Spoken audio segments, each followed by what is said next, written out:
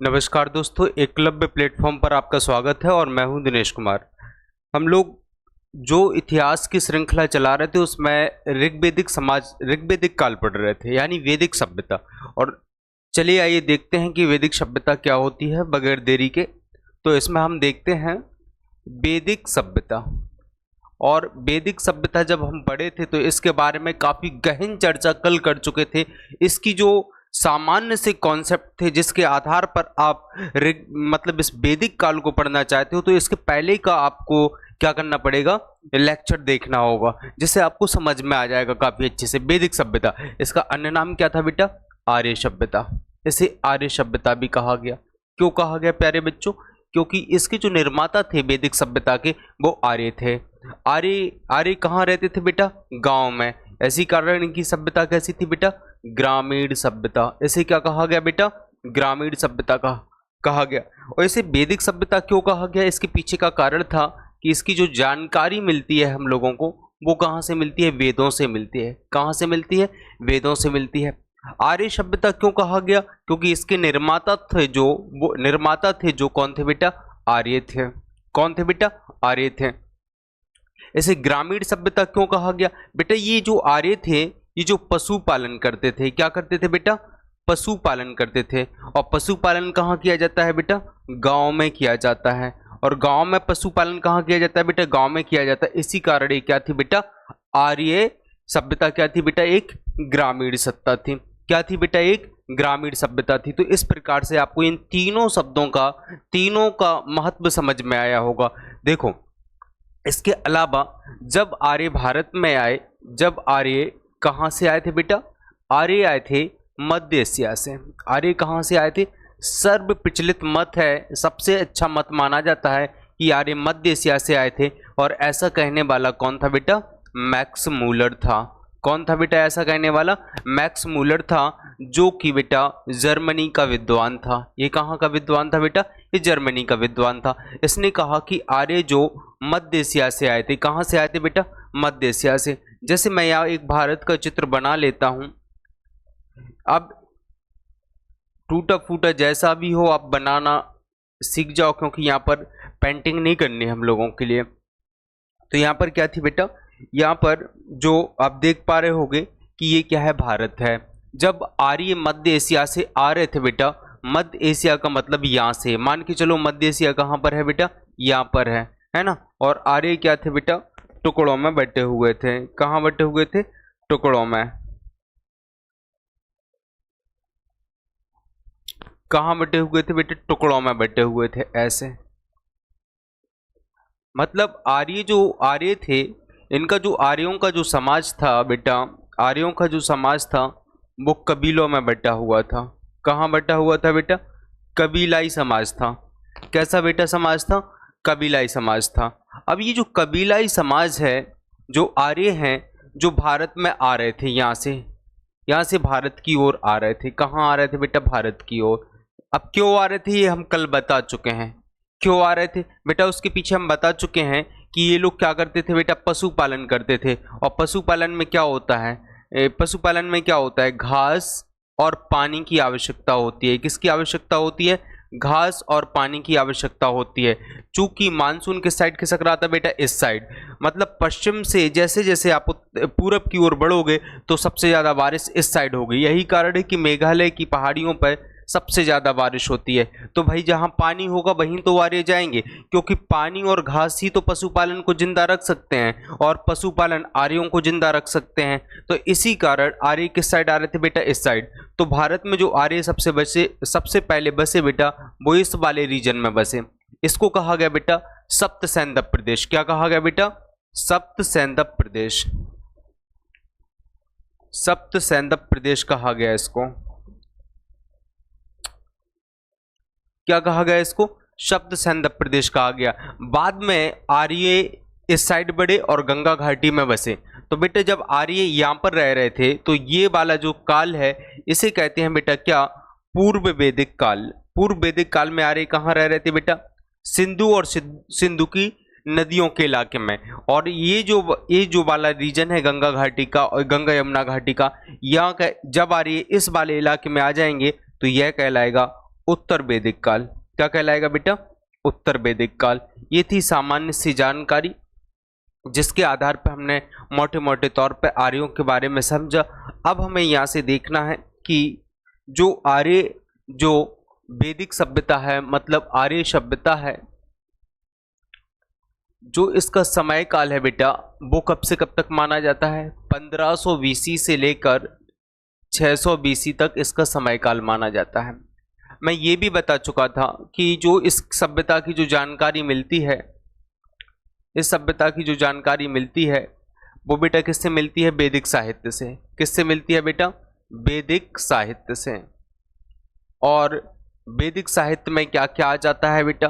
वैदिक साहित्य में वेद आते हैं, ब्राह्मण ग्रंथ आते हैं, आर्यनक आते हैं और उपनिषद आते हैं। क्या आते हैं बेटा? उपनिषद आते हैं। तो इस वैदिक सभ्यता की जो जानकारी है वो इन्हीं सबसे प्राप्त होती है, खास तौर से वेदों से। और वेदों की संख्या कितनी है बेटा? 4 है। वेदों की संख्या कितनी बताई गई है बेटा? 4 बताई गई है। इस आधार पर अब हम क्या करते हैं, वैदिक सभ्यता को 2 भागों में बांटकर देखते हैं। कितने भागों में? 2 भागों में बांटकर देखते हैं। एक तो आता है आपका क्या बेटा? एक तो कहलाता है पूर्व वैदिक काल, यानी पूर्व वैदिक सभ्यता या वैदिक काल। आप एक ही बात समझिएगा, चाहे मैं इसे काल बोल दूं या सभ्यता बोल दूं, कुछ भी बोल सकता हूं, चलेगा, ठीक है।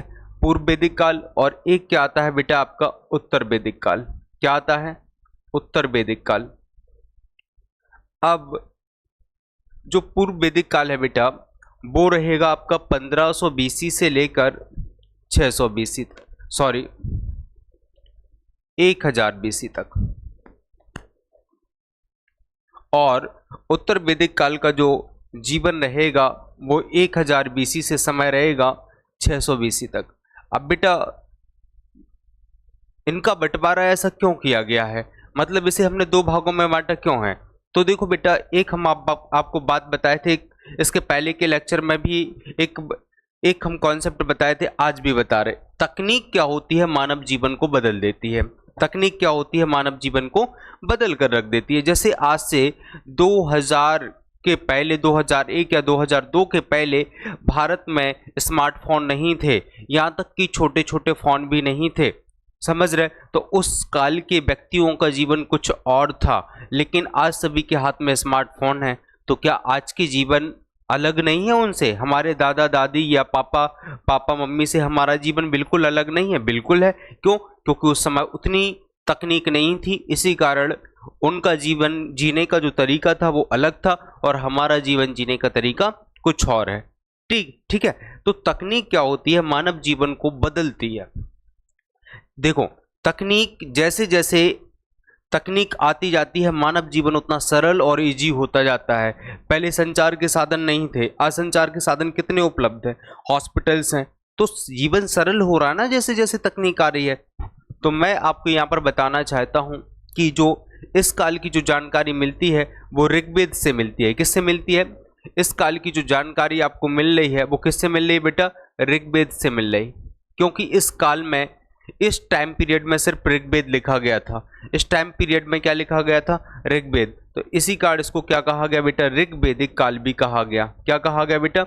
ऋग्वेदिक काल कहा गया। और अब हमने आपको बताया था कि 1000 बीसी के आसपास क्या होता है बेटा? 1000 बीसी के आसपास दोनों में कॉमन क्या है बेटा? दोनों में कॉमन क्या है? आप देख सकते हो दोनों में, यदि हम कॉमन देखें, दोनों में कॉमन क्या है बेटा?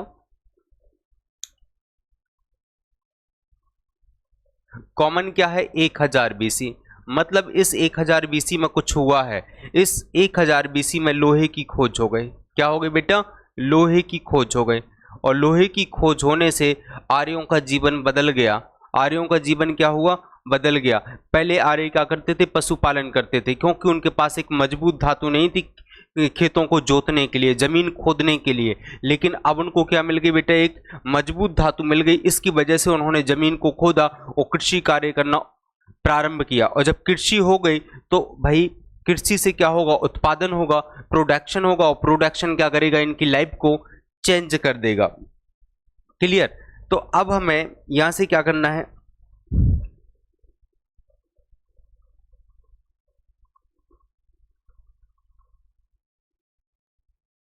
अब बेटा जितनी भी हम जानकारी जुटाएंगे ऋग्वेदिक काल में, ऋग्वेदिक काल की जो जानकारी है वो किससे मिलती है बेटा? ऋग्वेद से मिलती है। किससे मिलती है बेटा? ऋग्वेद से मिलती है।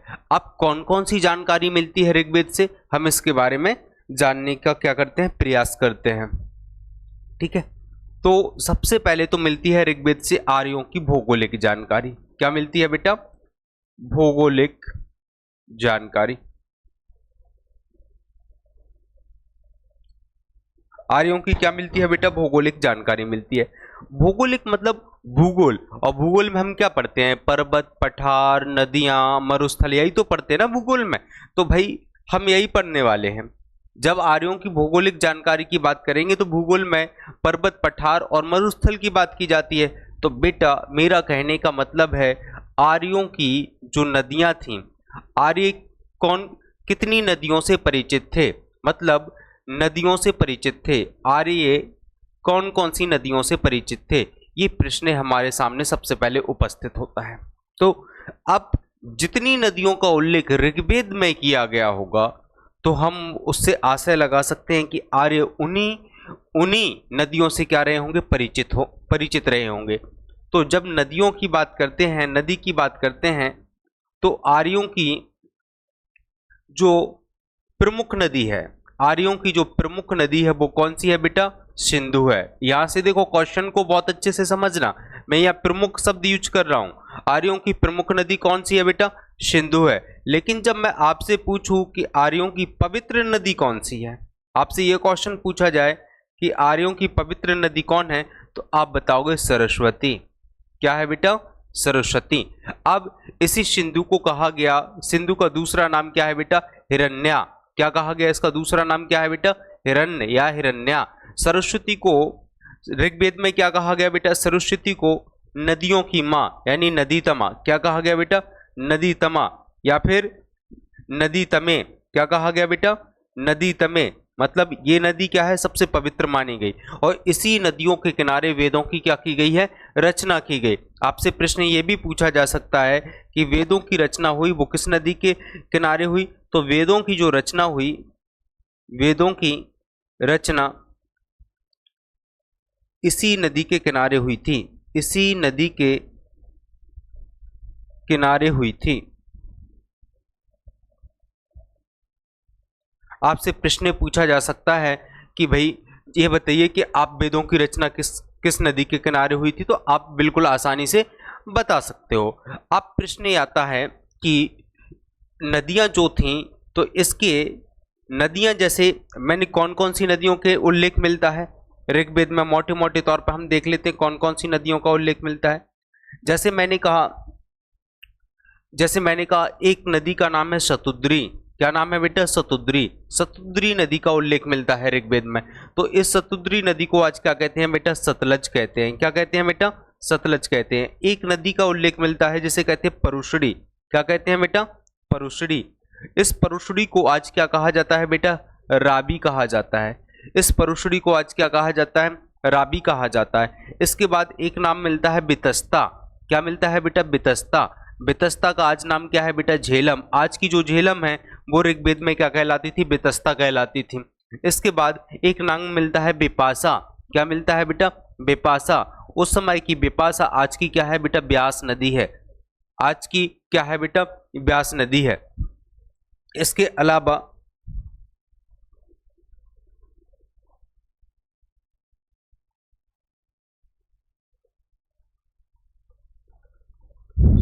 अलावा एक नदी का उल्लेख मिलता है जिसका नाम है सदानीरा। क्या नाम है बेटा? सदानीरा। सदानीरा को इस समय क्या कहा जाता है बेटा? गंडक कहा जाता है। क्या कहा जाता है बेटा?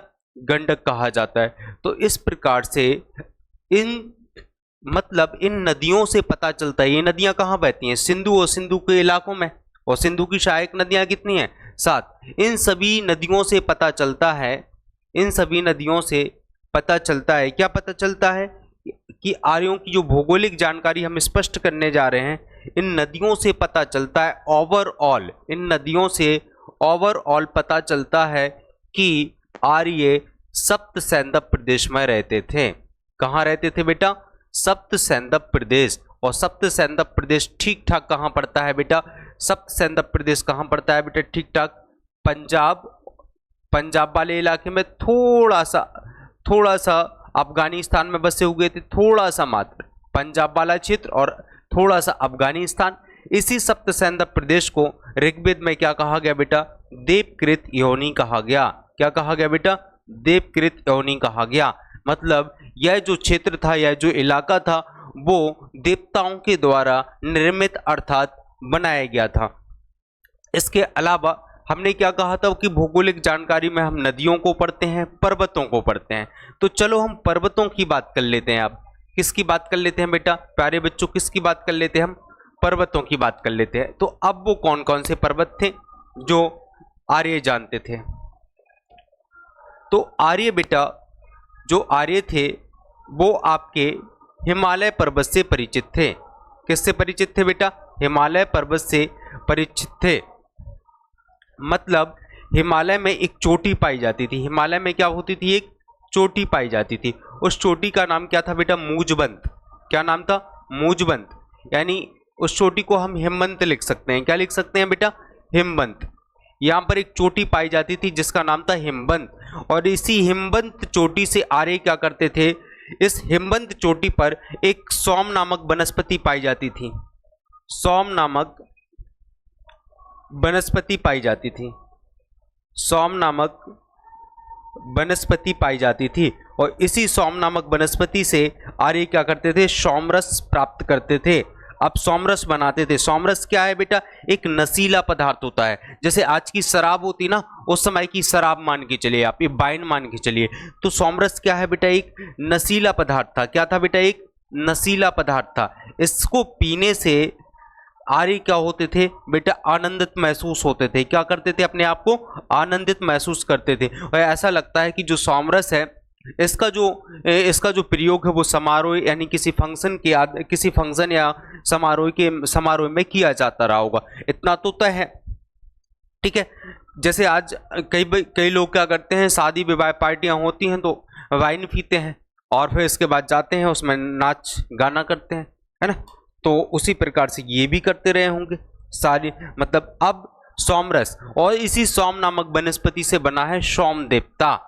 क्या बना है बेटा? सोम देवता, जो इनका एक प्रिय देवता के नाम से माना जा सकता है। 9वें मंडल में सोम देवता का उल्लेख मिलता है। हालांकि ये बात की बात है क्योंकि हम क्या पढ़ रहे हैं बेटा? भौगोलिक जानकारी। इसके अलावा दूसरा जो पर्वत है बेटा, दूसरा पर्वत क्या है बेटा? आर्यों की, मान के चलो बेटा ये आर्य है, ये क्या है बेटा? ये छोटा सा भारत बना लेते, हम क्या बना लेते? छोटा सा भारत। तो आर्यों की जो दक्षिणी सीमा थी बेटा, वो क्या थी बेटा? अरावली पर्वतमाला। तो अब आर्यों का हम ठीक ठाक भौगोलिक क्षेत्र जान रहे हैं कि मतलब जो आर्य हैं उनका जो पूर्व वैदिक काल में आर्यों की उत्तरी, दक्षिणी, पूर्वी सीमा क्या क्या रही होगी उसके बारे में जान लेते हैं, ठीक है। तो उसके बारे में जानने के पहले हम यहाँ पर एक चीज और करना चाहते हैं कि पर्वत को छोड़कर मैं मरुस्थल पर जाना चाहता हूं। अब भाई ऋग्वेद में कौन से मरुस्थल का उल्लेख मिलता है? ऋग्वेद से हमने क्या निकाली है? मोटे मोटे तौर पर भौगोलिक जानकारी निकाली है। ऋग्वेद से क्या निकाली? हमने मोटी मोटी भौगोलिक जानकारी निकाली है। और ऋग्वेद में ये किस मरुस्थल का उल्लेख मिलता है बेटा? धन्व नामक मरुस्थल का उल्लेख मिलता है। किसका उल्लेख मिलता है? धन्व नामक मरुस्थल का यहाँ पर क्या मिलता है बेटा? उल्लेख मिलता है। अब इस भौगोलिक जानकारी के आधार पर हम आर्यों की ठीक ठाक क्या करते हैं बेटा? एक एरिया निर्धारित करते हैं कि भाई ये कहाँ का। जैसे आज का जो भारत है, उत्तर में कौन है? चाइना पाकिस्तान है। दक्षिण में कौन है बेटा? कन्याकुमारी तक है। पूरब में कहाँ तक है बेटा? किबू तक है। और यहाँ तक क्या है? गुजरात के राजहर क्रीक यानी राजहर क्रीक तक है। तो बेटा हमें यहाँ क्या करना है, जो हम ऋग्वेदिक काल पढ़ रहे हैं और ऋग्वेदिक काल में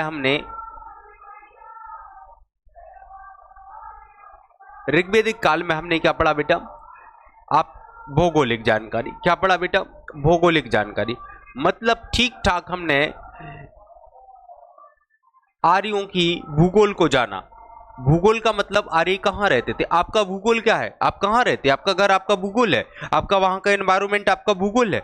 तो आर्य कहाँ रहते थे। आप देखो इसमें हम एक चित्र बनाओ भारत का। क्या बनाओ बेटा, चित्र बनाओ। इससे क्या होता है, जब चित्र बना लेते हो तो उससे आपको सहायता मिल जाती है ना। ऐसे आप चित्र बना लीजिए, ठीक है। अब देखो आर्यों की जो इस साइड जो सीमा है वो क्या है बेटा, इस साइड जो सीमा है आप मान के चलिए, यहां पर आप मान लीजिए हिंदू कुश पर्वतमाला। क्या मान लीजिए बेटा, हिंदू कुश पर्वतमाला। और इस साइड जो सीमा मान लीजिए वो क्या मान लीजिए बेटा, हिमालय। क्या मान लीजिए बेटा, हिमालय। और इस साइड जो सीमा मान लीजिए वो क्या है बेटा, अरावली। क्या है बेटा, अरावली। और इस साइड जो सीमा मान लीजिए वो क्या है बेटा, यमुना। क्या है बेटा, यमुना। तो इस प्रकार से हम देख सकते हैं कि आर्यों का जो उत्तर में विस्तार था वो हिमालय तक था, दक्षिण में जो विस्तार था बेटा वो अरावली तक था, और पूरब में जो विस्तार था वो यमुना नदी तक था, और जो दक्षिण में जो पश्चिम में विस्तार था वो कहीं अफगानिस्तान ले लो। कहाँ तक था बेटा, अफगानिस्तान। और इन चारों के बीच का जो इलाका है, इन जो चारों के बीच का इलाका है बेटा, इन जो चारों के बीच का इलाका है,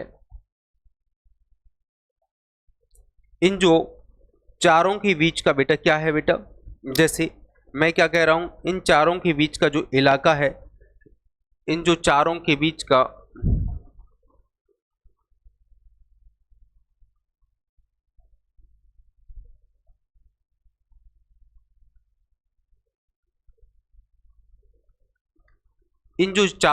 का इलाका है बेटा, इसी को कहा गया सप्त सैंधव प्रदेश।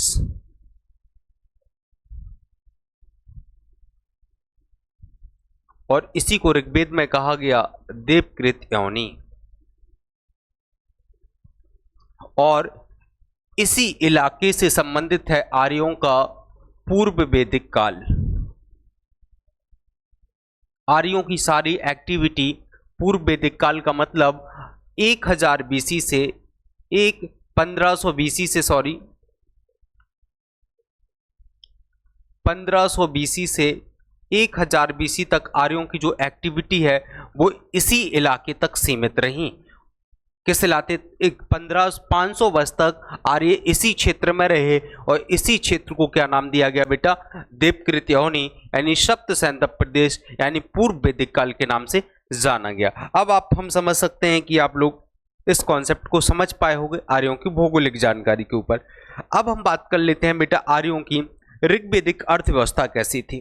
भाई कोई भी समाज हो, आज की समाज हो या उस समय की समाज हो या हड़प्पा सभ्यता रही हो, सबकी अपनी अर्थव्यवस्था होती। अर्थ का मतलब होता है धन।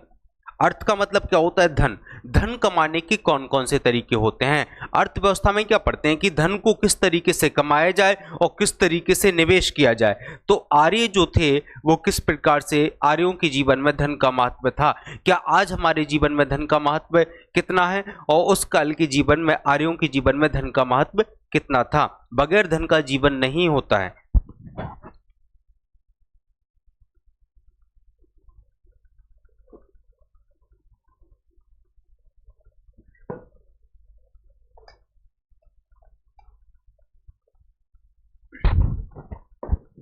जैसे हम ऋग्वेदिक अर्थव्यवस्था की बात कर लेते हैं बेटा।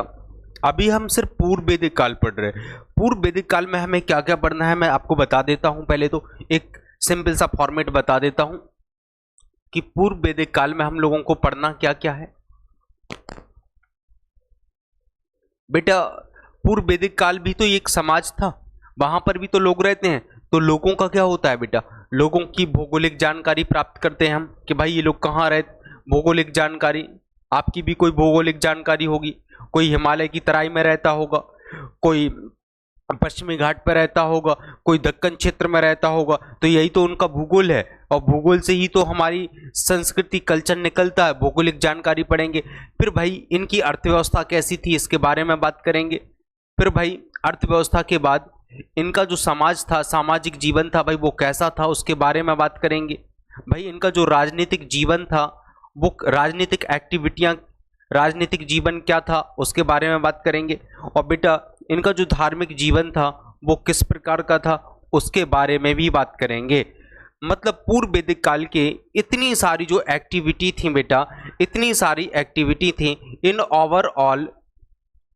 ओवरऑल एक्टिविटियों की जो जानकारी मिलती है, इन ओवरऑल क्या मिलती है बेटा, एक्टिविटियों की जानकारी मिलती है। ओवरऑल एक्टिविटीज जो आर्य कर रहे थे, एक्टिविटीज जो आर्य कर रहे थे, इनकी जो जानकारी किससे मिलती है, केवल ऋग्वेद से मिलती है। क्या मिलती है बेटा, ऋग्वेद से। इसी कारण इस काल को हमने क्या नाम दिया बेटा, ऋग्वेदिक काल भी कहा है। इसी कारण हमने इसको नाम क्या दिया है बेटा, ऋग्वेदिक काल भी कहा है। और प्यारे बच्चों अभी हम किसकी बात कर चुके हैं बेटा, इसकी बात कर चुके हैं। अब हमें किसकी बात करनी है बेटा, अर्थव्यवस्था की। तो हेडिंग लगाइए आप, ऋग्वेदिक अर्थव्यवस्था।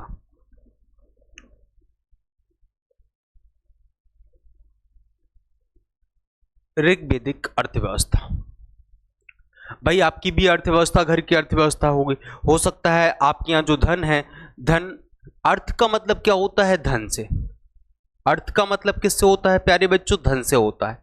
और धन कमाने का तरीका हो सकता है आपके यहाँ कृषि से भी धन आता हो सकता है आपके यहाँ पशुपालन से भी धन आता हो सकता है कि आपके कुछ सदस्य व्यापार करते हो आपके परिवार के, तो आपके यहाँ व्यापार से भी पैसा आता हो सकता है कि व्यापार से भी आता हो। तो इस प्रकार से धन कमाने के कई तरीके होते हैं। तो आर्य भी इन्हीं माध्यमों से धन को अर्जित करते थे। क्या करते थे, धन को अर्जित करते थे, है ना। तो सबसे पहले हम देखते हैं आर्यों के धन कमाने के जो तरीके थे वो क्या थे बेटा। आर्यों का जो पशुपालन, पहले हम क्या लेते हैं बेटा, पशुपालन। पशुपालन क्यों लेते हैं मैं बता देता हूं। यह आर्यों का प्राथमिक पेशा था। आर्यों का ये क्या था बेटा, प्राथमिक पेशा था, प्राथमिक व्यवसाय था। क्यों, आर्यों के जीवन में पशुओं का काफी महत्व था। क्योंकि पूर्व वैदिक काल का जो आर्य समाज था, जो कबायली समाज था, ये खेती नहीं करता था। ये क्या करता था बेटा, एक कबायली संस्कृति का व्यक्ति था, जो मतलब कबीलाई संस्कृति से ताल्लुक रखता था, जो एक स्थान से दूसरे स्थान तक भटकता रहता था। समझ रहे। तो इनका जो प्राथमिक पेशा क्या था बेटा, वो कृषि था। इसके अलावा इनके जीवन में गाय का विशेष महत्व था। गाय का क्या था, इनके जीवन में विशेष महत्व था। इनके जीवन में गाय का विशेष महत्व था। इसी कारण गाय की गणना जो है, गाय की गणना संपत्ति में की जाती थी। गाय की गणना किस में की जाती थी, गणना संपत्ति में की जाती थी। कैसे, जिसके पास मान के चलो 5 गाय हैं तो वो लखपति है उस समय। क्या है बेटा, लखपति है। और जिसके पास 15 गाय हैं वो समझ लो उस समय करोड़पति है। क्या है बेटा, करोड़पति है। आप ऐसे मान के चलिए, क्योंकि इनके जीवन में गाय का इतना महत्व था कि ये हर चीज को गाय से जोड़कर देखते थे। जैसे शाम के समय को, ये जैसे इवनिंग के समय को क्या कहते थे बेटा, ये इवनिंग के समय को क्या कहते थे, गोधुलू। क्या कहते थे, इवनिंग के समय को क्या कहते थे, गोधुलू। मतलब कितना इनके जीवन में महत्व था कि हर चीज का नामकरण किसके नाम के आधार पर कर रहे थे, गोधुलू। मान के चलो आपके जीवन में यदि किसी व्यक्ति विशेष का ज्यादा महत्व है तो आप अपने जीवन में जो भी काम करोगे उसी के नाम पर करोगे। या सुनो, मान के चलो कि आपको किसी व्यक्ति से, जैसे आप अपनी छोटी सी बच्ची से प्रेम करते हो, आपकी छोटी सी बच्ची है, ठीक है, तो अब वो आपके जीवन का एक महत्वपूर्ण अंग है कि नहीं है। तो आप हो सकता है कि उसके नाम पर ही आपने एक बहुत बड़ी कंपनी खोली, तो उसी के नाम पर उस कंपनी का क्या कर दिया, नामकरण कर दिया। हो सकता है एक आपने बहुत अच्छा मकान बनाया तो उस पर आपने उसी लड़की के नाम पर उस मकान का नामकरण कर दिया। तो हर एक्टिविटी तुम क्या करोगे, अपनी छोटी सी बच्ची के नाम के आधार पर करोगे। क्यों, क्योंकि वह आपके जीवन का एक विशेष अंग बन गया है। क्या बन गया, आपके जीवन का एक विशेष अंग बन गया है। आपके जीवन में उस बच्ची का काफी महत्व है। उसी कारण मतलब इनकी जो गाय है वो गाय आर्यों के जीवन में उसका काफी महत्व था। इसी कारण आर्य अपनी हर एक्टिविटी को गाय से जोड़कर देखते थे। जैसे गाय में गविष्णी शब्द एक गविष्णी शब्द आता है। क्या आता है बेटा? गविष्णी शब्द, जो युद्ध में प्रयोग किया जाता था। मतलब पहले गायों के, भाई चोरी किसकी होगी? धन की होगी ना। चोरी किसकी होगी बेटा? धन की होगी। और धन क्या है बेटा? गाय है। तो भाई गाय की चोरी सबसे ज्यादा होगी। भाई आज जो चोरी होती है वो धन की होती है। तो उस समय धन क्या था बेटा? इनका गाय थी। तो उस समय गाय कौन चुरा लेता था बेटा? गाय कौन चुरा लेता था? पड़ी नामक समुदाय। क्या कमाता है? पड़ी नामक एक समुदाय था, वो गाय चोरी के लिए फेमस था। क्या करता था? गाय चोर था, एक गाय की चोरी करता था। और जब आर्यों को ये बात पता चलती थी तो ये पड़ियों से युद्ध करते थे, और जब युद्ध करते थे तो गविष्णी शब्द का ये क्या करते थे? प्रयोग करते थे। इसके अलावा देखो, गेहूं का नाम क्या रख दिया इन्होंने? गेहूं का नाम गोधूम। गेहूं का नाम इन्होंने क्या रख दिया? जो आज का गेहूं है उसका भी नाम क्या था बेटा? गोधूम। मतलब हर चीज को एक गाय से जोड़कर देख रहे थे बेटा, गाय से जोड़कर देख रहे थे, क्योंकि इनके जीवन में गाय का काफी महत्व था। क्या था बेटा? गाय का काफी महत्व था और प्राथमिक पेशा भी था। अब आप समझ गए होंगे कि इनके जीवन में, अब देखो मेरी बात को समझना, कि जब आप पशुपालन करोगे बेटा, जैसे मैं आपको बता देता हूं, एक मिनट, एक हमने ये देखो,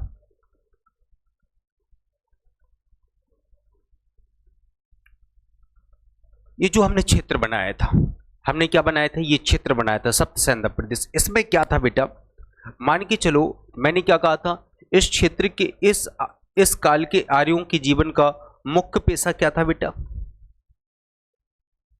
मुख्य पेशा हमने क्या बताया? पशुपालन बताया। और बेटा पशुपालन की जो मुख्य जरूरतें होती हैं वो क्या होता है बेटा? घास और पानी। घास और पानी।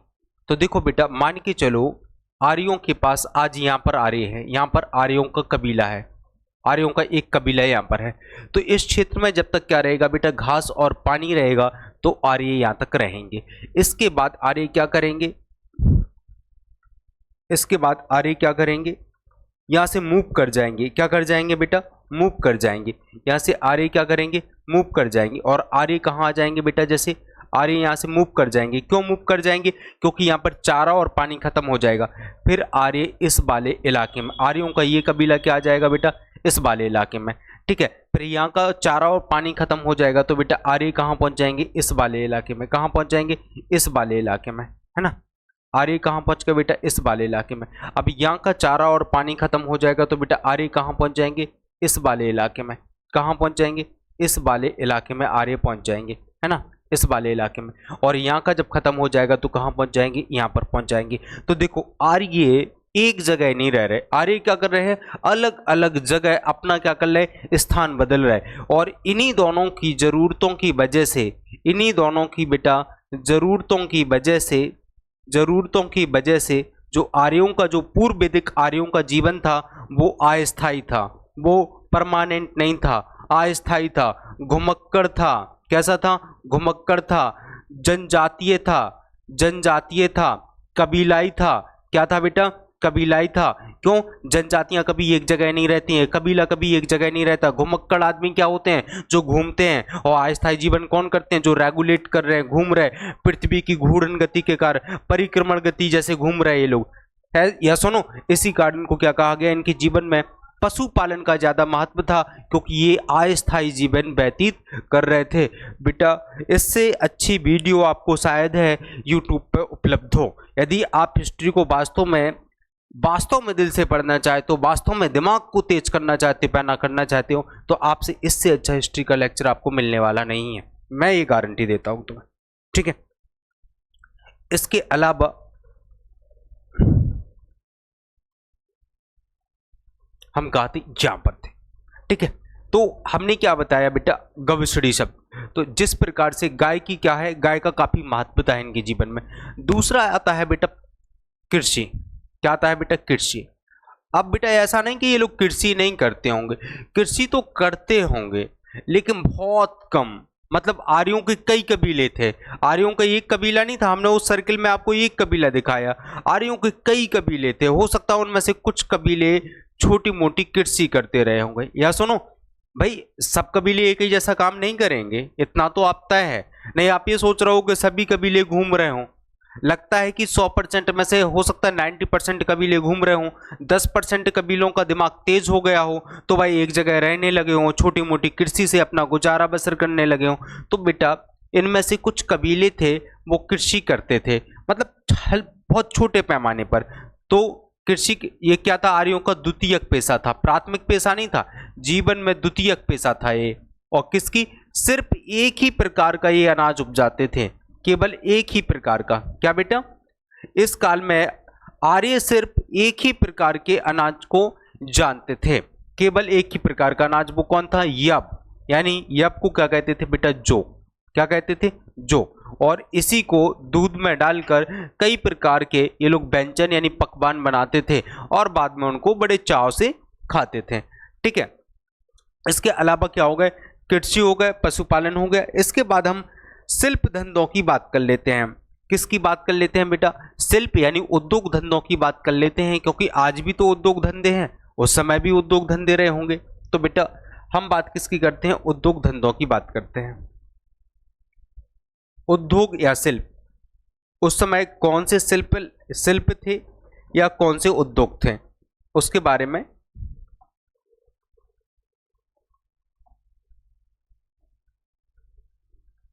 जी क्या होगा।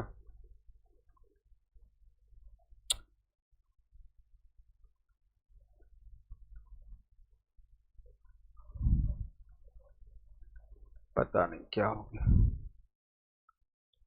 कोई बात नहीं बेटा।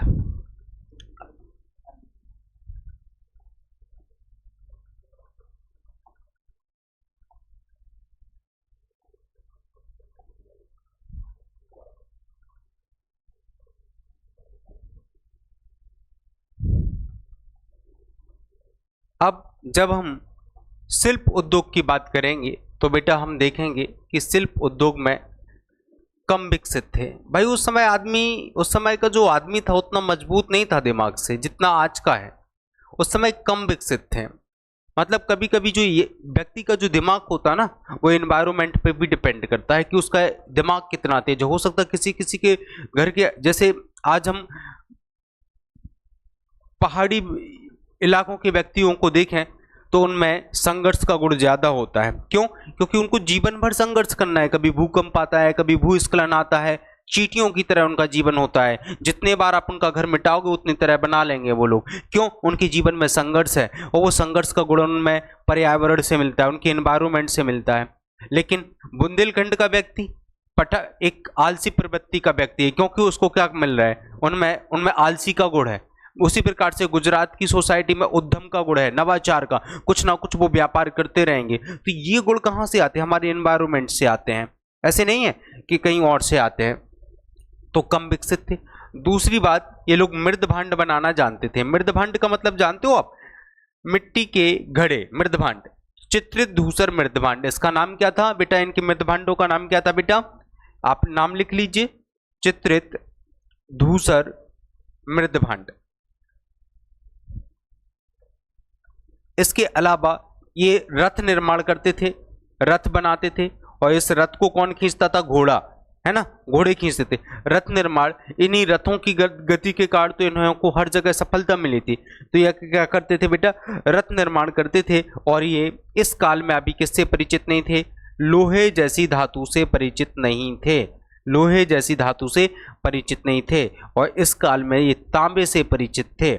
क्या करते थे बेटा, ये तांबे से परिचित थे। और तांबी काफी सॉफ्ट धातु होती है, उससे जमीन को खोदना असंभव है। यही कारण है कि जब जमीन नहीं खुदेगी तो कृषि कार्य ये लोग कहाँ से करेंगे। तो कृषि कार्य तो बड़े न्यून पैमाने पर होगा। क्या होगा बेटा, न्यून पैमाने पर होगा। अब इसके बाद ये वाणिज्य व्यापार भी करते रहे होंगे। भाई मान के चलो इतनी चीजें हो गई, तो अभी क्या करते रहे होंगे बेटा, व्यापार भी करते रहे होंगे। जितनी भी चीजें बनाते हों, कम से कम चीजें बना रहे हैं तो उनका ये लोग क्या करते रहे होंगे, व्यापार भी करते रहे होंगे। तो वो व्यापार किन किन चीजों का करते थे, तो हम वाणिज्य व्यापार, क्या बेटा, वाणिज्य व्यापार। वाणिज्य व्यापार में ये क्या करते रहे होंगे? वाणिज्य व्यापार काफी सीमित था। क्या था बेटा? वाणिज्य व्यापार सीमित था और लेन देन जो होता था वो वस्तु विनिमय के द्वारा होता था। कोई मुद्रा नहीं चलती थी, वस्तु विनिमय, वस्तु लो और वस्तु दो। मतलब तुम हमें कुछ चीजें हमें दो, जो हमें जरूरत की चीजें हैं वो आप हमें दे दो, और आपको जो जरूरत की चीज है वो हम आपको दे देंगे। तो यहाँ पर क्या थी बेटा? वस्तु विनिमय प्रणाली थी।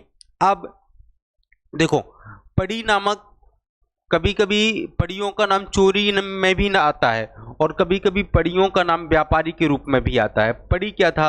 एक अनार्य नामक एक व्यापारिक समूह था। एक अनार्य व्यापारिक समूह था।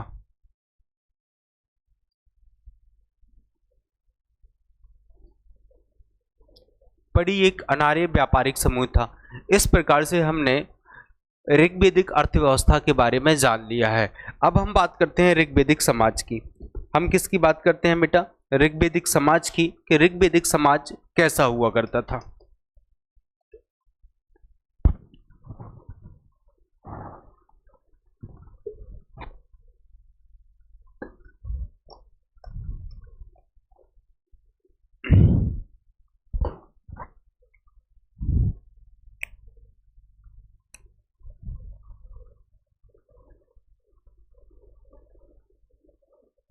ऋग्वेदिक समाज।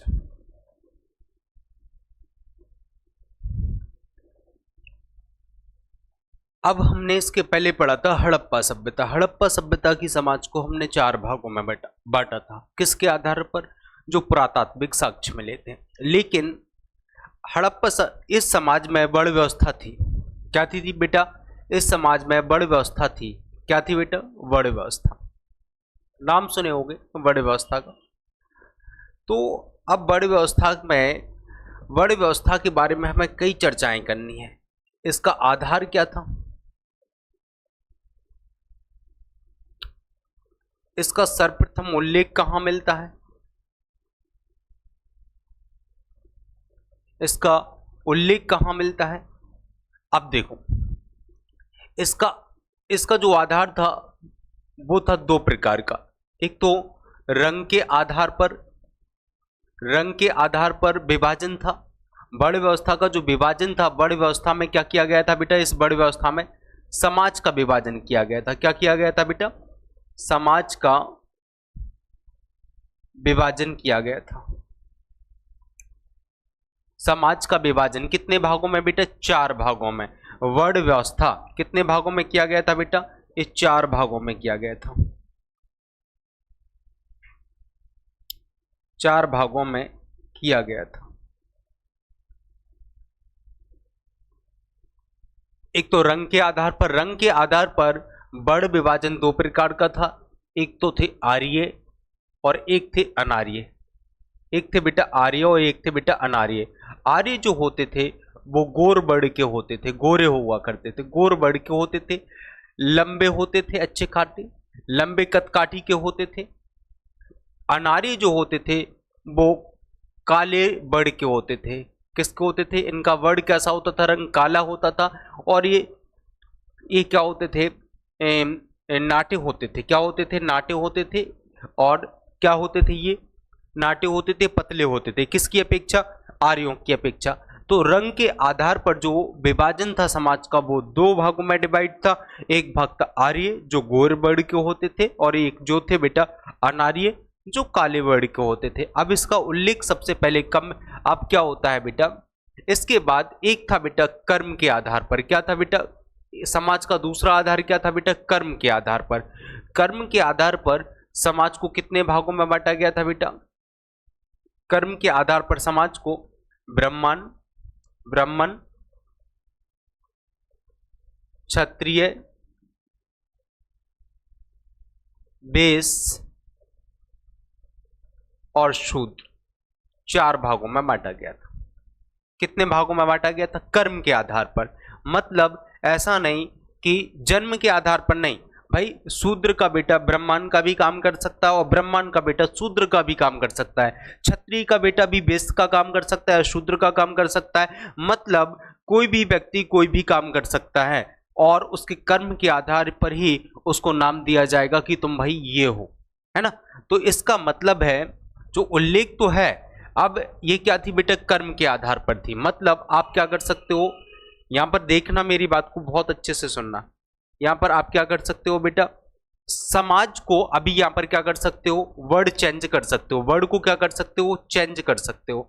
आपको वर्ड चेंज करना है, जीवन में आप 10 बार भी वर्ड को चेंज कर सकते हैं। चलो आज तुमने शूद्र का काम कर लिया, तुम्हें अच्छा नहीं लग रहा है, चलो अब ब्राह्मण का काम करते हैं, विद्वान का काम करते हैं। चलो अब हमें विद्वान का काम अच्छा नहीं लग रहा है, चलो हम क्षत्रिय का काम करते हैं। आप ताकतवर अच्छे हो तो आप क्षत्रिय का काम कर लो। भाई आपका माइंड अच्छा है, पढ़े लिखे ज्यादा हो तो आप व्यापार कर लो।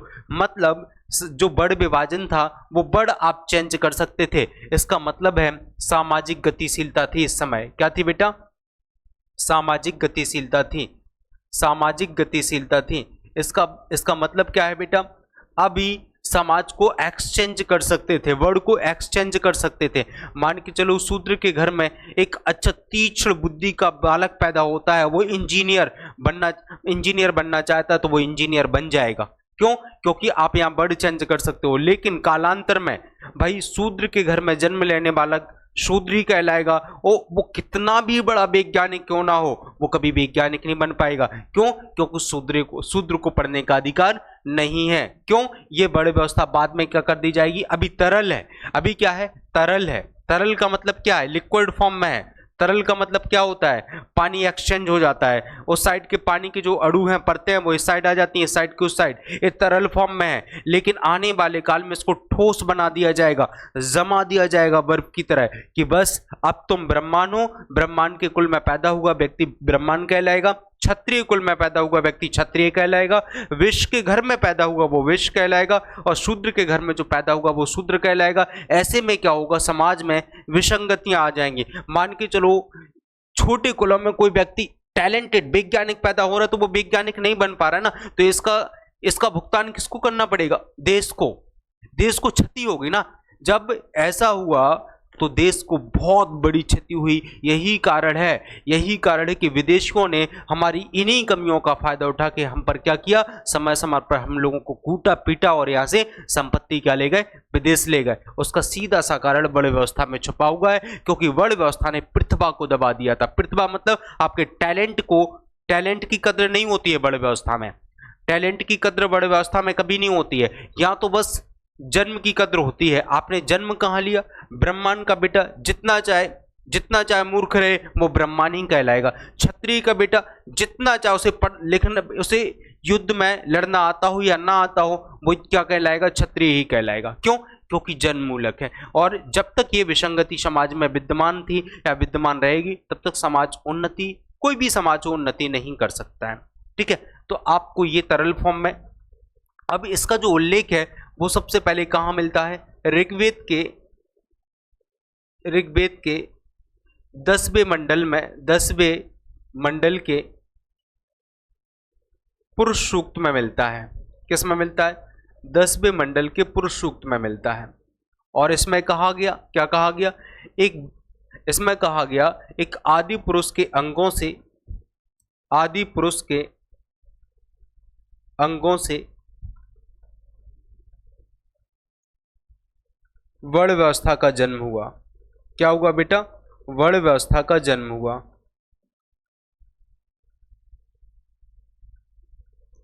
जैसे मान के चलो ये आदि पुरुष है,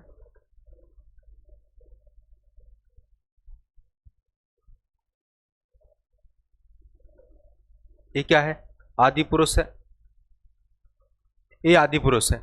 तो इसका जो मुख है, समझ रहे, इसका जो मुख है, यहां से कौन पैदा हुए, मुख से ब्रह्मांड पैदा हुए। कौन पैदा हुआ बेटा, ब्रह्मांड। इसकी जो भुजाएं हैं, भुजाओं से कौन पैदा होगा बेटा, क्षत्रिय। और जो कमर है, कमर से कौन पैदा होगा बेटा, वैश्य। और जो पैर हैं, इसके पैर से कौन होगा बेटा, शूद्र। इस प्रकार से इस वर्ण व्यवस्था की जो उत्पत्ति का उल्लेख है वो सबसे पहले कहाँ मिलता है, हमें ऋग्वेद में मिलता है। कहाँ मिलता है बेटा, ऋग्वेद में मिलता है। अब आप इस बात को समझ में आया होगा कि मैंने ये सब चीजें क्यों बताई। आगे जाके इस वर्ण व्यवस्था के बारे में और भी हम लोग क्या करेंगे, चर्चा करेंगे। इसके बाद हम लोग बात करते हैं अब ऋग्वेदिक समाज में दास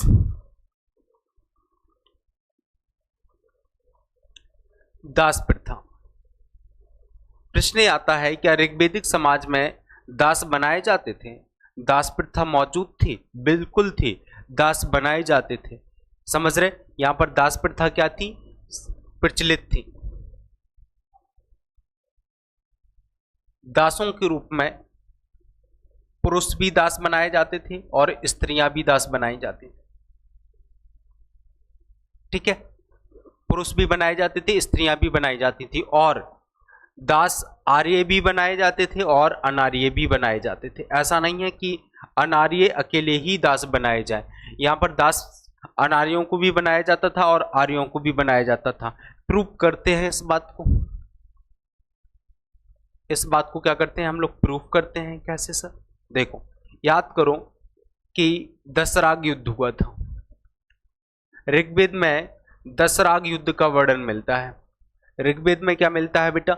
दशराग युद्ध का वर्णन मिलता है। और इस दशराग युद्ध में क्या होता है बेटा, एक साइड तो क्या होते हैं बेटा, एक साइड तो 10 जन होते हैं, 10 कबीला होते हैं। जन का मतलब क्या है बेटा? कबीला। और एक साइड क्या होते हैं? राजा सुदास होते हैं। क्या होते हैं? सुदास होते हैं। अब बेटा इस युद्ध में जन की साइड भी क्या होते हैं बेटा? आर्य होते हैं और अनार्य होते हैं। इस साइड से भी सेना में आर्य होते हैं और अनार्य होते हैं, और इस साइड से भी बेटा सेना में कौन होते हैं? आर्य और अनार्य होते हैं। क्या होते हैं? आर्य और अनार्य होते हैं। इस युद्ध में राजा सुदास क्या हो जाते हैं? युद्ध जीत जाते हैं। तो ये हारी हुई सेना को क्या बना लिए जाते हैं? इनको क्या बना लिया जाता है? दास बना लिया जाता है। क्या बना लिया जाता है? दास बना लिया जाता है। और दास में देखो, जब इन सभी को दास बनाया जाएगा तो इस दास में आर्य भी हैं और अनार्य भी हैं। इससे पता चलता है कि इस काल में क्या थी बेटा, दासों में आर्य नारियों को, चाहे स्त्री हो चाहे पुरुष हो, सभी को दास बनाया जाता था। इसके बाद एक पॉइंट आता है महिलाओं की दशा। इस काल में महिलाओं की दशा क्या रही होगी, इसके बारे में चर्चा करते हैं। पूर्व वैदिक काल में महिलाओं की दशा क्या थी?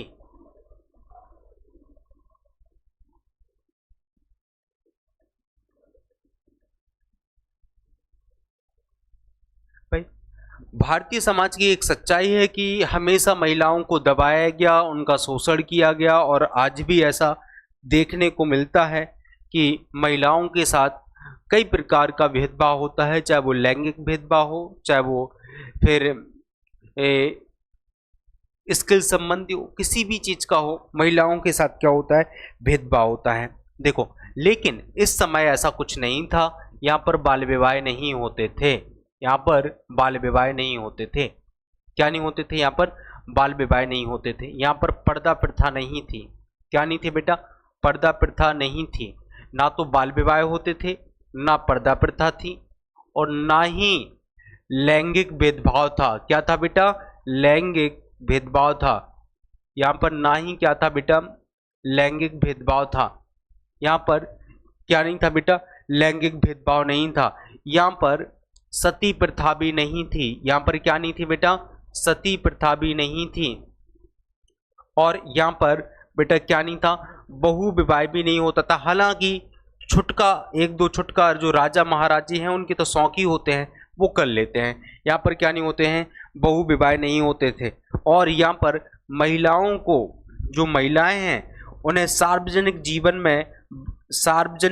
में वह भाग ले सकती थीं।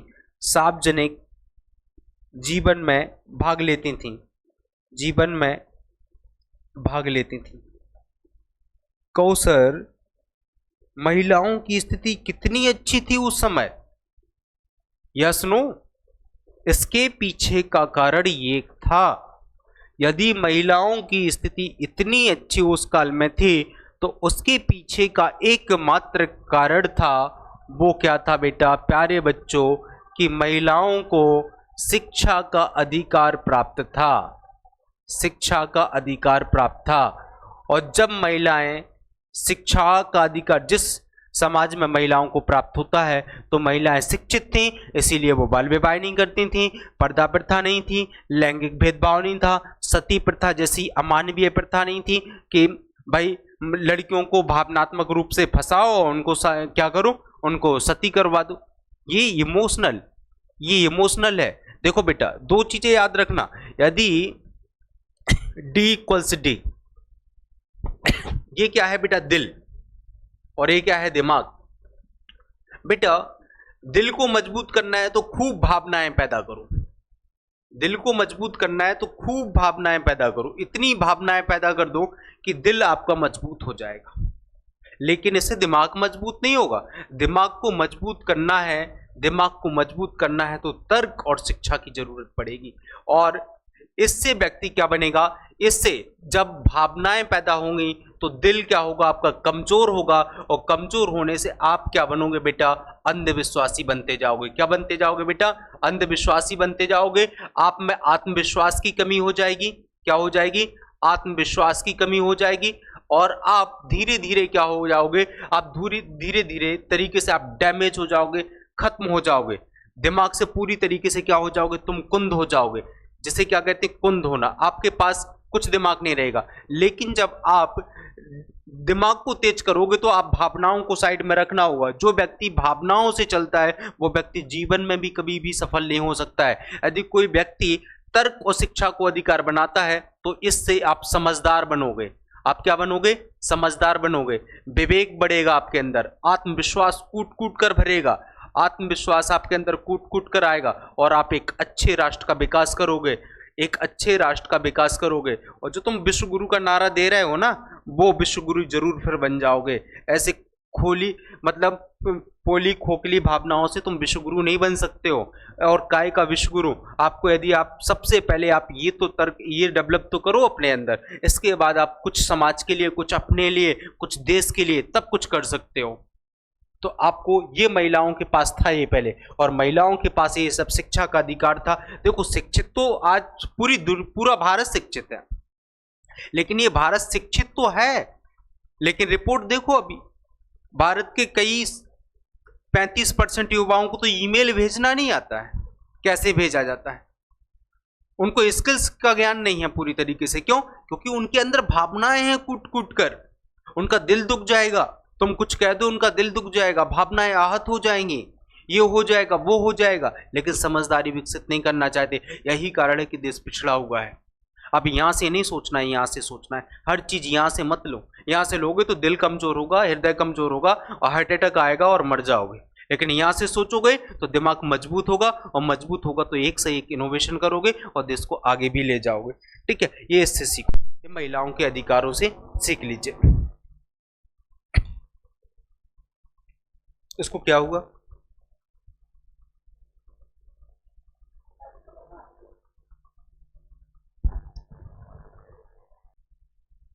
तो इस तरीके से हम लोगों को इन सबको कवर करना है। और मैंने जो बताया ये हमेशा खास तौर से लड़कियां ही देश को आगे ले जा सकती हैं। क्यों? लड़कियां ही भावनाओं से त्रस्त हैं। यदि भावनाओं से देखा जाए पूरे हिंदुस्तान में तो लड़कियों में भावनाएं कूट कूट कर भरी हैं पुरुषों की अपेक्षा। इस चीज को, भावनाओं को, लड़कियों को काम करना है इस पर। ठीक है, इसके अलावा हम लोग करते हैं राजनीतिक जीवन की बात। क्या करते हैं? राजनीतिक जीवन की बात करते हैं।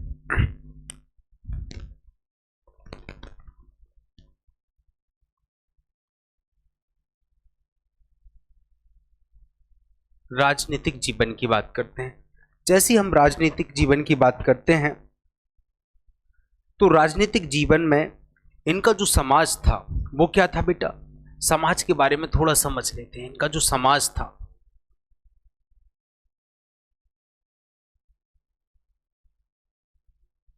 वो कबीलाई था। क्या था बेटा? कबीलाई था। आर्य काय में बटे हुए थे बेटा? कबीलों में बटे हुए थे। कबीलों का ही मतलब क्या होता है? समुदाय। कबीला का मतलब क्या होता है? 100-200 लोगों का समुदाय। या फिर जन। जन का मतलब क्या होता है? 100-200 लोगों का समुदाय। जन या विश, जन या विश। आप कबीला को कुछ भी कह सकते हो, समुदाय कह सकते हो, जन कह सकते हो, विश कह सकते हो। मतलब जो आर्यों का जो समाज था वो कबीलाई समाज था। और जब कबीलाई समाज होता था बेटा तो कबीला का जो प्रमुख होता था, कबीला के प्रमुख को, कबीला का क्या होता था, कबीला के प्रमुख को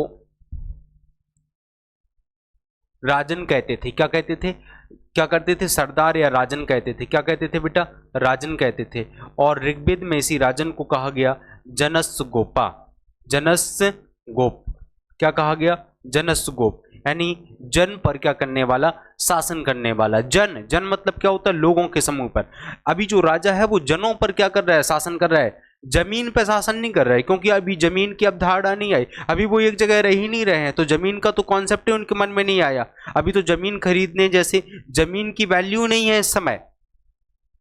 जमीन की वैल्यू तो तब बढ़ेगी ना जब तुम एक जगह स्थायी रहने लगोगे, या तो समाज स्थायी है ही नहीं है। तो जो राजा है वो रूल किस पे कर रहा है, कबीले पर रूल कर रहा है, ना कि जमीन पर रूल कर रहा है। अब मान के चलो एक कबीला, जैसे मैं आपको समझा देता हूं कि जैसे मैंने ये क्या है, सप्त सैंधव प्रदेश है। ये पूरा क्या है बेटा, सप्त सैंधव प्रदेश है। आप देख पा रहे होगे कि ये क्या है बेटा, आपका पूरा क्या है बेटा, सप्त सैंधव प्रदेश है। ये क्या है बेटा, सप्त सैंधव प्रदेश है। ठीक है, ये क्या है बेटा, आपका सप्त सैंधव प्रदेश है, सप्त सैंधव प्रदेश है। मान के चलो यहां पर एक कबीला है, इसके बाद एक यहां पर बी कबीला है, एक दूसरा कबीला है, क्योंकि कबीला एक तो था नहीं। मान के चलो यहां पर एक तीसरा कबीला है, कई कबीले थे, कबीले में देखो ये आदमी है, बहुत सारे लोग बाग हैं। ठीक है, मान के चलो कि यहां पर अगला कबीला है, ये अगला कबीला है। इन कबीलों के नाम भी होते थे, भरत होता था, तुरु होता था, अनु होता था, द्रुह होता था। इस प्रकार से इन कबीलों के क्या थे, नाम थे। मान के चलो ये आपके पास कबीले हैं, है ना। तो बहुत सारे हमने कबीले आपके सामने रख दिए।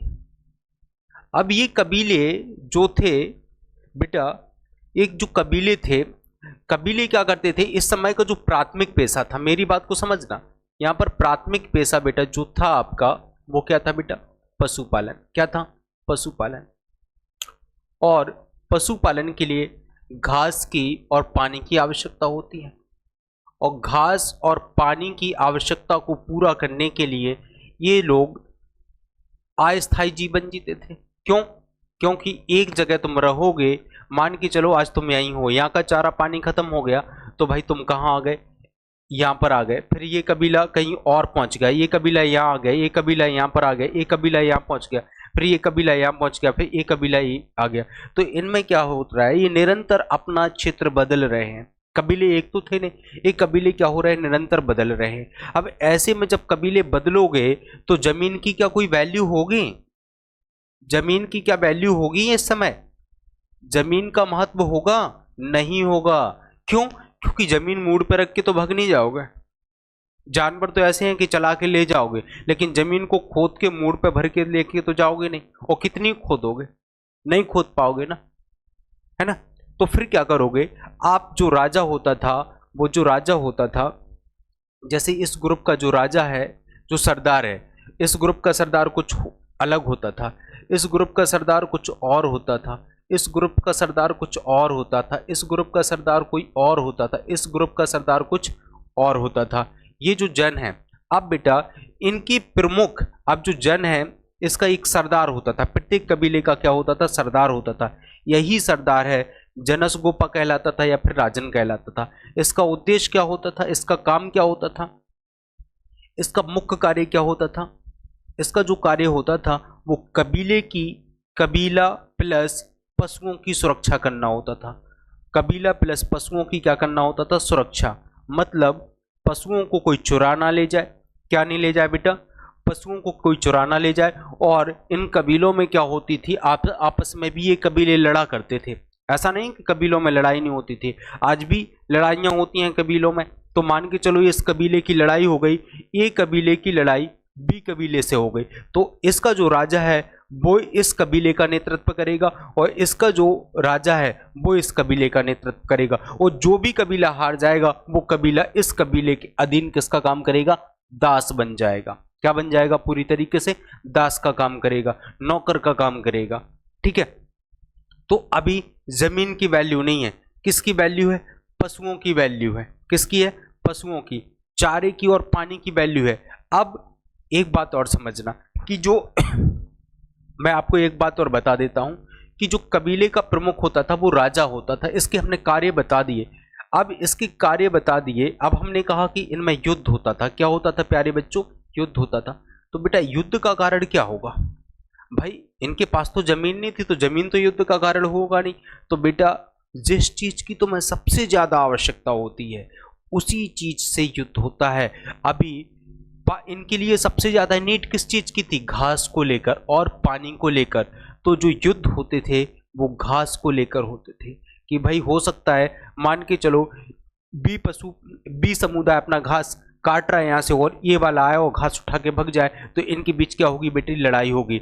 घास के अलावा पानी को लेकर भी इन कबीलों के बीच युद्ध हुआ करते थे। क्या हुआ करते थे? पानी को लेकर। पशुओं की वजह से भी युद्ध हुआ करते थे। क्यों? मान के चलो कि मान के चलो ये सी कबीला है, ये सी कबीला है और ये डी कबीला है। मान के चलो सी कबीले के पास कुछ है ही नहीं है, भूखे मर रहे हैं, तो मरता क्या नहीं करता? मरता क्या नहीं करता? तो सी कबीले ने कहा कि भाई डी कबीले के पास अच्छे पशु हैं, एक काम करो, मर तो रही हैं, यदि जीत गए तो जी उठेंगे। तो सी कबीले ने डी कबीले पे क्या कर दिया? आक्रमण कर दिया और डी कबीले को पराजित करके उनके पशुओं को ले गए। तो युद्ध में क्या प्राप्त होते थे? दास दासियां तो मिलते ही थे, साथ में पशु भी मिलते थे बड़ी मात्रा में, जिससे क्या होता था? जीवन चलता था उनका। क्या चलता था बेटा? जीवन चलता था। अब आपसे प्रश्न ये पूछा जाता है कि जो कबीले का प्रमुख होता था, राजन होता था, इसके राजन होता था, इसको चुनने का आधार क्या था? इसको चुनने का आधार क्या था? कैसे बनते थे? चुनने का आधार क्या था बेटा? ये चुनने का आधार था बल या प्रतिभा। बल प्लस प्रतिभा। आपके पास बल तो होना ही चाहिए, काफी अच्छा। अब ऐसा नहीं कि शरीर से तुम बलवान हो, बुद्धि से कुंद हो। ऐसा नहीं है कि तुम शरीर से हाथी बन गए और बुद्धि से, मतलब बुद्धि से क्या? बुद्धि से हाथी बन गए और शरीर से तुम कुछ भी समझ लो। तो यहां पर क्या है बेटा कि आपके पास दिमाग से, मानसिक रूप से आपको क्या होना चाहिए? मानसिक और शारीरिक रूप से आपको बलवान होना चाहिए और आप में काफी अच्छी प्रतिभा होना चाहिए। आप में मतलब सोचने की क्षमता अच्छी होना चाहिए। इन्हीं दोनों आधार पर आपको क्या बनाया जाएगा? राजन बनाया जाएगा, राजा बनाया जाएगा। हालांकि जो राजा का पद वंशानुगत भी हुआ करता था, राजा का पद क्या होता था? वंशानुगत भी हुआ करता था और कभी कभी राजा का निर्वाचन भी कबीला करता था। क्या करता था? राजा का निर्वाचन भी करता था। राजा का पद क्या होता था? वंशानुगत भी होता था और राजा का क्या होता था बेटा? निर्वाचन भी हुआ करता था। मतलब सीधी सी बात है कि इस समय जो प्रणाली थी वो कैसी थी बेटा? राजतंत्रात्मक थी। यहाँ पर जो आर्यों की जो प्रणाली थी वो कैसी थी बेटा? राजतंत्रात्मक थी। गणतंत्रात्मक देखने को बहुत कम मिलती है। राजाओं का चुनाव बहुत कम होता था, लेकिन राजा वंशानुगत बाद में आके ऋग्वेद के अंत काल तक आते आते खत्म होते होते पूर्व वैदिक काल राजा का पद वंशानुगत हो चुका था। मतलब कहने का मतलब है कि यहाँ पर राजतंत्रात्मक प्रणाली देखने को मिलती है, क्योंकि राजा का रूल होता था। अब आपको समझ में आ गया होगा। अब राजा तो होता था, अब राजा की हेल्प करने के लिए, भाई जो राजा इतने सारे काम कर रहा है, इतने सारे अपने कबीले की सुरक्षा कर रहा है, युद्ध कर रहा है, ना जाने क्या क्या कर रहा है, तो इसमें राजा को क्या मिलता था? राजा को क्या मिलता था बताइए? तो अब ये भी तो पॉइंट आता है कि इस राजनीतिक जीवन में राजा को मिलता क्या था? राजा इतनी मेहनत कर रहा है और इसके एवज में राजा को मिल क्या रहा है?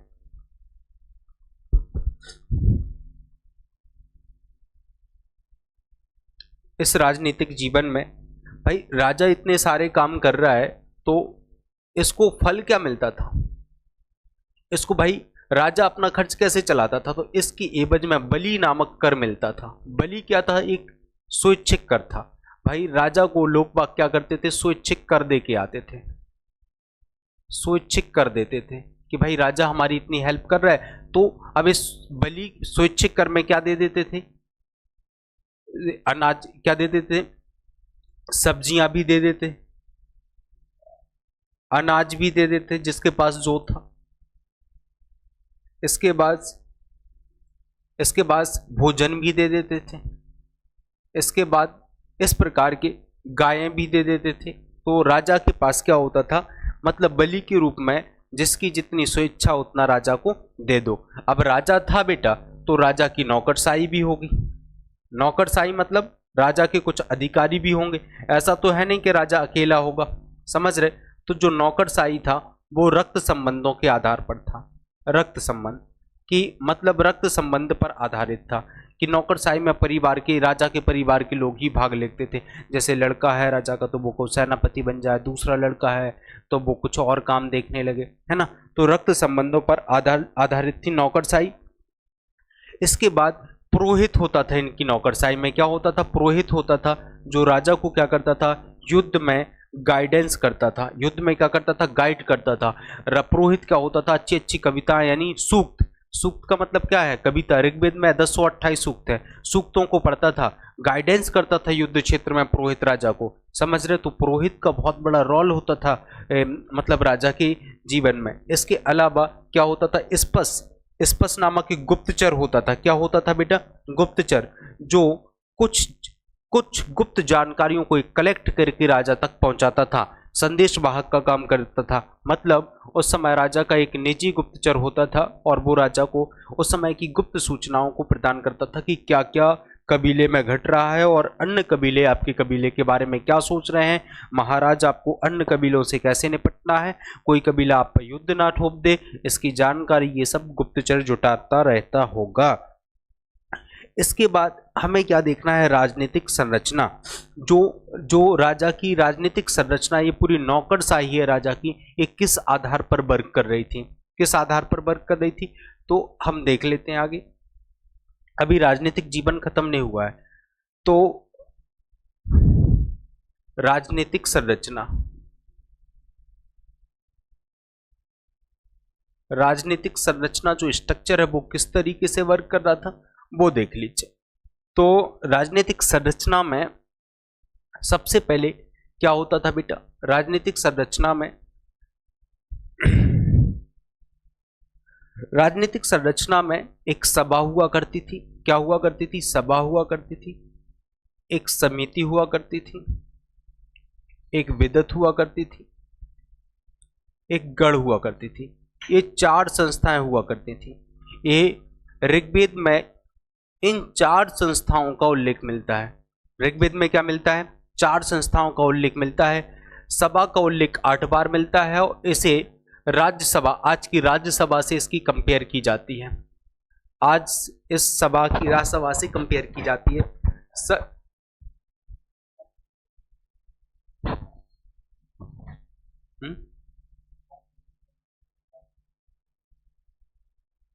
अरे यार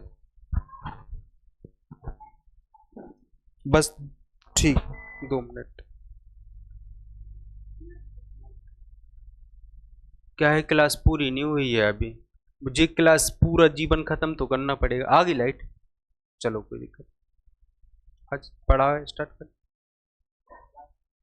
हाँ, तो समिति का उल्लेख ऋग्वेद में 9 बार मिलता है और इसे आज की इसकी लोकसभा से कंपेयर की जाती है, लोकसभा से आज इसकी कंपेयर की जाती है। विदत का उल्लेख 122 बार मिलता है और ऐसा है कि ये ऋग्वेदिक कालीन सबसे बड़ी संस्था थी। ऋग्वेदिक कालीन सबसे बड़ी संस्था थी।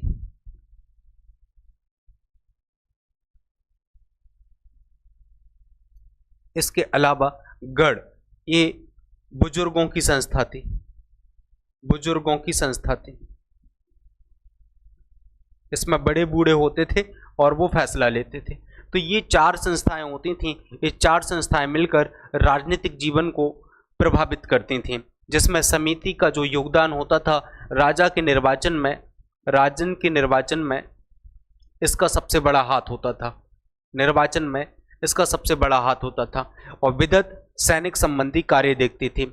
इसके अलावा समिति के प्रमुख को ईशान कहा जाता था। क्या कहा जाता था, समिति का जो अध्यक्ष होता था ईशान कहा जाता था। क्लियर। इसके अलावा हमें क्या करना है, राजनीतिक इकाइयों के रूप में पहले परिवार होता था, राजनीतिक इकाई देख लें हम, जैसे राजनीतिक इकाई आज क्या है, आज के भारत में राजनीतिक इकाई क्या है, आपको पता है?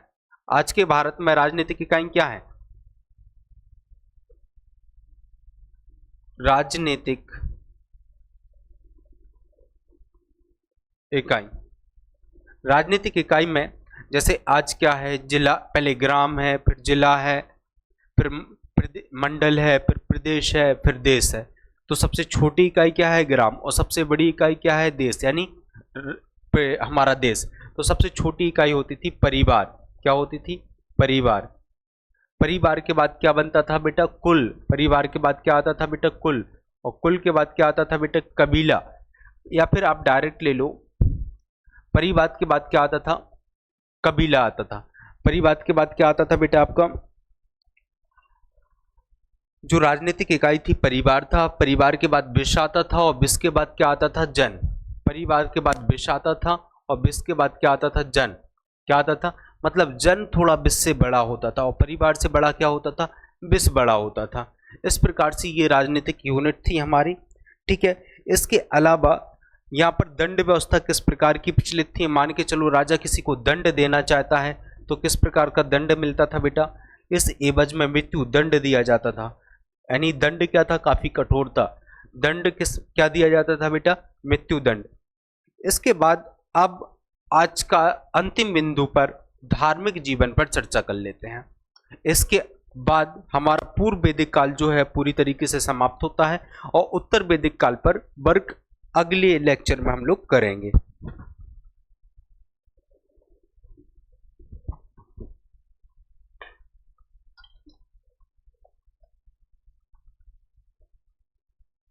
धार्मिक जीवन,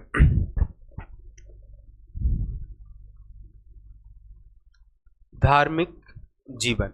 और धार्मिक जीवन में हमें क्या पढ़ना है? बहुत सारी चीजों को पढ़ना है। तो उपासना, धार्मिक जीवन में ऋग्वेद में क्या किए जाती थी? देवताओं की उपासना की जाती थी। ऋग्वेद में सूक्त, देखो जब धार्मिक जीवन के लिए पढ़ना है तो पहले हमें ऋग्वेद को थोड़ा बहुत समझना होगा, या हम ऋग्वेद को समझ लेते हैं। अब ऋग्वेद कहना सर क्या है? ऋग्वेद एक किताब है। ऋग्वेद एक क्या है बेटा? किताब है। और इस किताब में 1028 सूक्त दिए गए हैं। सूक्त का मतलब क्या होता है? श्लोक। सूक्त का मतलब क्या होता है? श्लोक। श्लोक किसके सम्मान में गाए जाते हैं? देवताओं के सम्मान में। और जब आप देवताओं के सम्मान में श्लोक को गाओगे तो क्या करोगे तुम? एक प्रकार की क्या करोगे? उपासना। अब भाई तुम जाते हो मंदिर में, जाते हो, श्लोक क्यों पढ़ते हो? इस श्लोक का उद्देश्य क्या था? तो भाई यहाँ पर पहला पॉइंट तो ये होता है इसका कि उपासना का उद्देश्य क्या था इनका? उपासना का उद्देश्य क्या था? तो इनकी उपासना का जो उद्देश्य था बेटा वो था भौतिक सुखों की प्राप्ति। भौतिक सुखों की प्राप्ति मतलब जो आर्य थे वो परलोक के बारे में नहीं सोचते थे कि मरने के बाद क्या होगा। वो इसी जमाने की बात करते थे कि भाई इस जमाने में क्या होगा। क्या करते थे ये लोग? भौतिक सुखों की प्राप्ति चाहते थे। जैसे भौतिक सुख कौन कौन हो गए? ये जब मंत्र पर ये श्लोक पढ़ते थे अपने देवताओं के सामने जाकर तो कहते थे कि हे देवता मुझे पशुओं की प्राप्ति हो जाए। क्या हो जाए? पशुओं की प्राप्ति हो। क्या हो? मेरे लिए पशुओं की प्राप्ति हो। दूसरी बात, पुत्र की प्राप्ति हो। अब हालांकि पुत्र की प्राप्ति हो, हालांकि इसमें ऐसा नहीं कि पुत्री प्राप्ति होगी तो उसको मार देंगे ये लोग, नहीं। उस समय युद्ध लड़े जाते थे, वो युद्धों में बड़े पैमाने पर पुत्रों की आवश्यकता होती थी, इसलिए ये पुत्र की कामना करते थे कि हमें क्या मिल जाए? एक वीर पुत्र मिल जाए। ऐसा नहीं माना जा सकता है कि लड़कियां नहीं मांग रहे तो लैंगिक भेदभाव हो। वो लड़कियों को मारते थोड़ी थे, लड़कियों को तो शिक्षा का अधिकार था। हालांकि मतलब किसी यदि कंपेयर किया जाए तो पुत्रों की वैल्यू थोड़ी ज्यादा थी। ऐसा समाज में, हर समाज में देखा जा सकता है, चाहे फिनलैंड हो चाहे स्विट्जरलैंड हो, या भी 100% लैंगिक समानता आज भी मौजूद नहीं है, जो जेंडर गैप है। तो इसके अलावा क्या हो? पुत्र की प्राप्ति हो, और अच्छी पुत्र की प्राप्ति हो, पशुओं की प्राप्ति हो, और हम लोग क्या रहे? निरोगी रहे, अच्छा स्वास्थ्य हो। तो ये क्या कर रहे थे? भौतिक सुखों की प्राप्ति कर रहे थे। मतलब आर्य क्या थे? यह लौकिकवादी थे, परलोकवासी नहीं थे। क्या थे बेटा? यह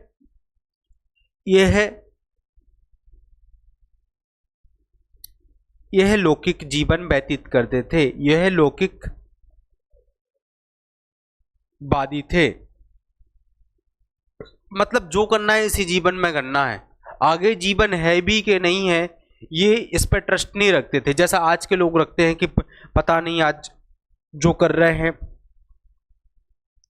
आगे जाके क्या होगा हमारा। ऐसा इनका सोचना नहीं था, इनका जो है वो आज का ही जीवन सब कुछ है, आज ही कर डालो जो करना है, वो इस कॉन्सेप्ट पे बिलीव करते थे। अब ये जो उपासना करते थे तो उपासना की पद्धति क्या थी भाई? अब उपासना की पद्धति जानते हो आप लोग, मेथड क्या थी? कभी क्या होता है कि कभी कभी आप मंदिर में जाते हो, सिंगल हाथ जोड़कर प्रार्थना करते हो, कभी कभी लोग समूह में बैठकर प्रार्थना करते हैं। तो देखो, एक सामूहिक पद्धति होती है, एकल पद्धति होती है। किसी किसी को अकेले में इस लोग गाना अच्छा लगता है, किसी किसी को 10-15 लोग हों उनके साथ गाना अच्छा लगता है, कोई कोई विशेष मुद्रा में बैठकर गाना पसंद करता है। तो भाई उपासना की कई प्रकार की पद्धति हो सकती हैं। तो भाई देवताओं को स्मरण करने की जो मेथड होती है, देवताओं को याद करने की जो मेथड होती है, वही क्या कहलाती है? उपासना पद्धति। अब मैं किसी को याद कर रहा हूं, या चाहे हो सकता है कि मैं ना बोल के याद कर रहा हूं, अपने दिमाग से, अपने मन से, अपने जो मेरा मन है मैं उससे मिश कर रहा हूं। हो सकता है कि मैं फोन पर बोलूं, तो भाई कोई चिल्ला चिल्ला कर बताएगा कि मैं तुम्हें मिस कर रहा हूं, कोई आपको बगैर चिल्लाए बताएगा, लेकिन वो मन से मिस कर रहा है। तो आपने देखा होगा कोई कोई लोग चिल्ला चिल्ला कर क्या करते हैं, कोई संकेत के द्वारा बताएगा कि हम देखो तुम्हें मिस कर रहे हैं, मतलब संकेत के द्वारा तुम अपना मुंह बना लोगे, अपनी प्रेमिका के सामने जाओगे, ऐसा मुंह बना लोगे कि आपकी प्रेमिका सोचेगी कि देखो तुम हमसे बहुत दिन बाद मिले हैं, कि तुम कितने दुखी थे हमसे, है ना। तो इस प्रकार से कुछ लोग होते हैं कि कोई अपनी प्रेमिका से मतलब बोल कर कहते हैं, मतलब कि देखो हम तुम्हें कितना मिस कर रहे थे। कोई बताता नहीं है, मन से मिस करता है लेकिन कभी बताता नहीं, कोई एक्सप्रेशन यानी संकेत से बताता है, देखो हम तुम्हें कितना मिस कर रहे थे। तो उसी प्रकार ये जो आ रहे थे वो देवताओं को किस तरीके से मिस कर रहे थे, वो दो तरीके थे। एक तो था प्रार्थना का तरीका, भाई जाओ और प्रार्थना को क्या करो, प्रार्थना पढ़ो, खूब श्लोक पढ़ो, तेज तेज पढ़ो, जितना तेज पढ़ोगे देवता उतने जल्दी फास्ट आएंगे तुम्हारे पास। और एक था बेटा यज्ञ, यज्ञ करो, और यज्ञ करोगे तो देवता खुश होंगे, और इसका मतलब है देवता समझ जाएंगे कि तुम हमें मिस कर रहे हो, चलो हम तुम्हारे पास आते हैं, तुम्हें क्या चाहिए, तुम्हें क्या चाहिए, पशुओं की प्राप्ति चाहिए, तुम्हें पुत्र की प्राप्ति चाहिए, तुम्हारा स्वास्थ्य खराब नहीं हो, तुम यही तीन ही तो मांग रहे हैं।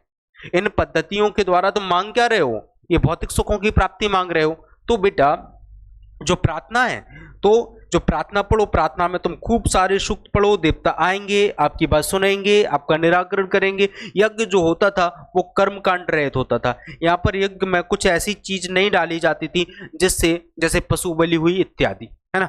इसके अलावा देवकुल की परंपरा क्या थी, तो देवकुल में क्या होता है, देवकुल में अब देवताओं का कुल, ये आर्य थे, ये प्रकृति पूजक थे, ये प्रकृति की पूजा करते थे, प्रकृति का ही इन्होंने नामकरण कर रखा था। जैसे सोम वनस्पति को सोम का देवता मान लिया गया, वायु चल रही है ये हमें जीवन दे रही है, ऑक्सीजन लेके इसे वायु देवता मान लिया। जैसे प्रकाश हमें क्या कर रहा है, हमें एनर्जी दे रहा है, हमने इसको सूर्य देवता मान लिया। तो मतलब प्रकृति जिस प्रकार से, प्रकृति जो हमारे जीवन को चला रही है, प्रकृति का जितना सिस्टम है उन्हीं का नामकरण आर्यों ने कर दिया था। तो ये प्रकृति पूजक थे। क्या थे बेटा, प्रकृति पूजक थे। और इनका प्रमुख देवता कौन था, इंद्र था। और दूसरा प्रमुख देवता कौन था बेटा, वरुण था। इंद्र क्यों था, देखो मैं इसके पीछे की आपको कहानी बता देता हूं, बस आप इतना समझ लो कि इंद्र इनका प्रमुख देवता था, वो हम बात करेंगे इसके बाद। तो अभी कौन कौन से देवताओं को मानते थे, आप ये देवता लिख लीजिए। सबसे ज्यादा ये इंद्र को मानते थे, क्यों, क्योंकि 250 सूक्त तो इन्हीं के बारे में, भाई साहब के बारे में लिखे। दूसरा अग्नि था, अग्नि को मानते थे। और तीसरा इनका वरुण था, वरुण को मानते थे। अब देवियों के रूप में ये दो देवियों का विशेष रूप से, एक अदिति को देवताओं की मां कहा गया, क्योंकि इंद्र की पत्नी थी ये। इंद्र ने पहले इनको उठा ले गए और इनके साथ जो भी किया हो, ठीक है, फिर इनको अपनी पत्नी बना लिया, तो इंद्र क्या हो गए, पिता, और ये क्या हो गए, उनकी माता। और अरण्ययानी एक देवी थी जो जंगल की देवी मानी जाती थी। तो प्यारे बच्चों, हमने आज पूर्व वैदिक काल को पूरी तरीके से एक विस्तृत तरीके से पढ़ा और एक एक कॉन्सेप्ट को क्लियर किया। तो आशा करते हैं कि आपको ये वीडियो समझ में आई होगी और आप इस वीडियो को शेयर करें, चैनल को सब्सक्राइब करें। जय हिंद और कल मिलते हैं इसी समय।